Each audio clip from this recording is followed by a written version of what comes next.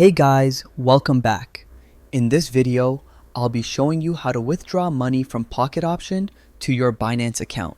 Before we start, hurry up and check out the offers just below this video. First, we need the deposit address from Binance. Go to Binance.com, log in, and at the top right, click Deposit, then choose Deposit Crypto. Select your coin, usually USTD, and the network you want to use. Binance will then show you your deposit address. Make sure you're verified first. If you see verification required, complete your KYC with your name and ID. Now, copy your deposit address and open Pocket Option. Log in, go to Finance on the left side, then click Withdrawal. Remember, withdrawals only work after you've made a deposit. They're processed automatically, usually in minutes, but sometimes up to three business days.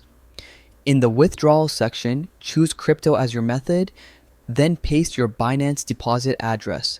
Double check the network matches what you selected on Binance. That's very important. Once everything looks good, confirm your withdrawal. That's it. Your funds will be on the way to Binance. If you found this video helpful, hit the like and subscribe button and watch our next tutorial.